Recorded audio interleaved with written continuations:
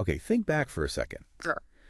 When was the last time you, maybe as a kid, just spent a whole afternoon outside? Like, really exploring, no real plan. Mm. Maybe parents weren't hovering too close. Just, following your own curiosity. Yeah, it's a good question.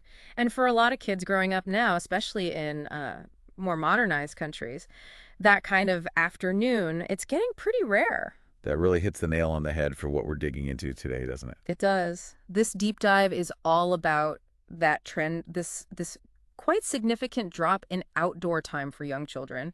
We've been looking at quite a bit of research analysis. It really highlights the shift And the impact. and the impact, exactly, wide-ranging implications. Yeah, so we're not just saying, oh, kids are inside more. Yeah. We want to understand why the change, and maybe more importantly, what does it actually mean, for their bodies, their physical development, how they learn to get along with others, the social side, Right. and even how their brains develop, their cognitive growth. So, Yeah. okay, where do we start to unpack this move from outside to inside? Well, I think to really feel the difference, it helps to look back a bit at sort of historical norms. Yeah. Think about childhood just a couple of generations back, maybe pre-industrial times even. The way kids lived then.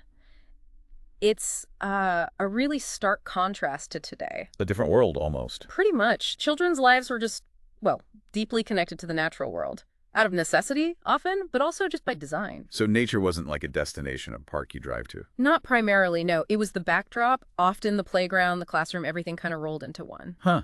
What sort of things would they be doing?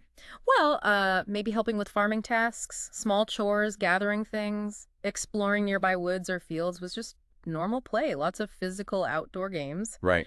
And these things, they weren't just fun, though they probably were. They built stuff.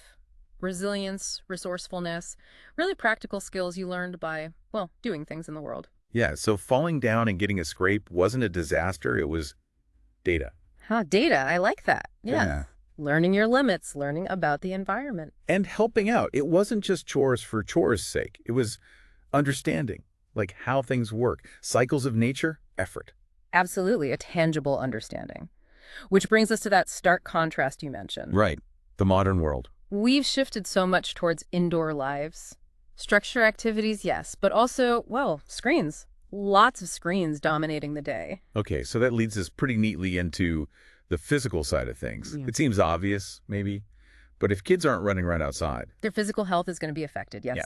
The link is very direct. Research backs this up strongly. Oh, Time spent outdoors, being active, it correlates positively with better cardiovascular health, developing motor skills, coordination, balance, and just general physical fitness. think about what kids do outside, right? Yeah. Running, jumping. Climbing, balancing, throwing. It uses the whole body in ways that, sitting and tapping a screen just doesn't.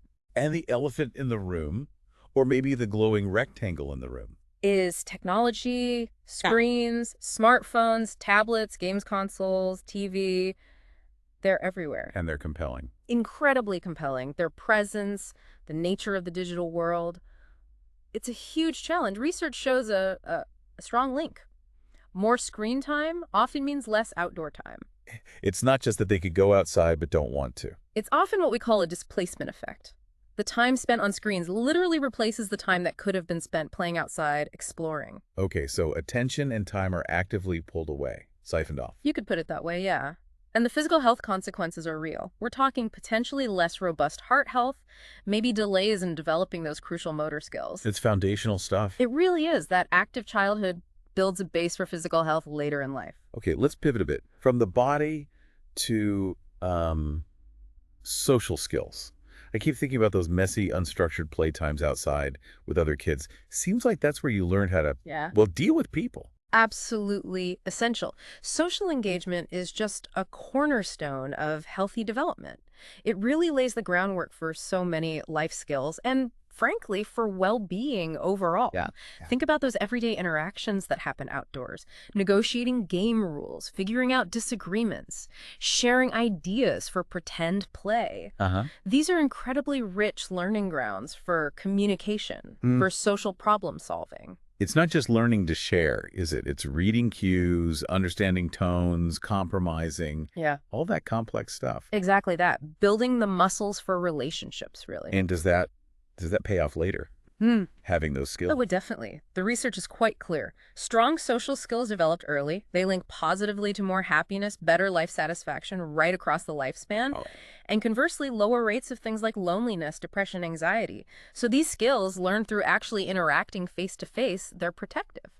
which makes this shift. Hmm. Less outdoor interaction, often replaced by solo screen time. Hmm. That sounds like a potential risk for mental well-being, too. It certainly raises flags. You have to consider the appeal of the devices. Mm. They offer immediate rewards, right? Instant gratification, Yeah, constant stimulation. constant novelty, a sense of connection, even if it's virtual. They're designed to be captivating. Feedback loops, rewards, Social validation, likes. all of that. Highly interactive, highly engaging on that level. Whereas, a stick and a patch of mud. Haha, exactly. The natural world doesn't send push notifications. It requires a different kind of engagement, more self-directed, maybe slower paced, less immediately rewarding sometimes. So screens are just easier, Mm. more appealing initially. They can be. And then you add other factors converging. Parents are more worried about safety, perhaps. True. There's often less access to actual green space, especially in cities. School schedules are packed, more academic pressure. Less time for just messing about. Right, and just a general cultural shift towards indoor leisure. Screens are the default, almost. So technology isn't just filling time, it's actively competing, pulling kids away from outside. It often seems that way. It competes for attention, for interest, making outdoor play maybe seem less attractive by comparison. It does feel like a perfect storm sometimes. Okay, but what about inside their heads, the brain itself? You said cognitive development is really shaped by early experiences. How does this shift towards screens impact thinking and learning? Right, this is a really critical area because those early interactions with the physical world truly shape cognitive foundations. And yes, too much technology, especially passively consumed, can sometimes get in the way of that. So, Well, some specific research looks at the potential negative effects of excessive screen time on what are called executive functions. okay, executive functions, Hmm. like the brain's CEO. Sort of. It includes really crucial skills, things like attention control, being able to focus, cognitive flexibility, that's like being able to switch gears mentally, adapt, Okay. and inhibitory control, basically, self-control, resisting impulses. Wow. Okay, those sound pretty fundamental. For school, for life in general?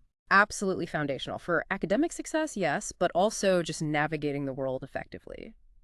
And the concern is if that active, exploratory outdoor time gets consistently swapped for, say, passive screen watching, it could potentially hinder the development of these vital cognitive skills over the long run. So it's not just about missing out on identifying trees or bugs.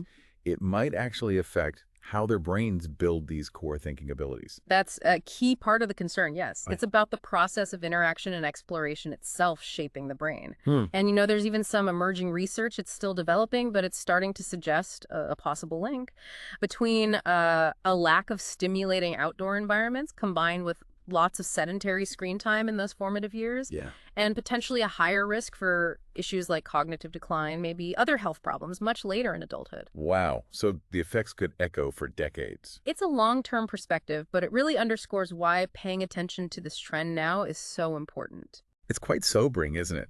To think it's not just, oh, kids are a bit less fit or maybe a bit awkward socially. The potential reach into their cognitive function, their long-term health. It seems quite profound. It does, and it highlights how interconnected everything is. Physical health, social skills, cognitive abilities, they aren't separate buckets. Right. They all influence each other, and these early childhood experiences, especially relating to outdoor engagement, seem to impact the whole system. And thinking back to that historical view, where being outside was childhood, essentially, it just makes the current shift seem so dramatic Yeah. in a relatively short time, historically speaking. It's a fundamental change, a real alteration in the fabric of how childhood is experienced in many places. It Yes. really is. Which I think leaves us with a pretty important thought to chew on. Okay.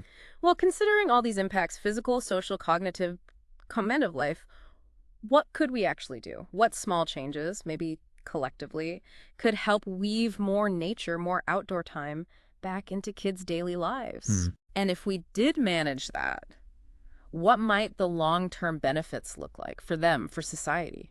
That is definitely something to ponder, a lot to think about there.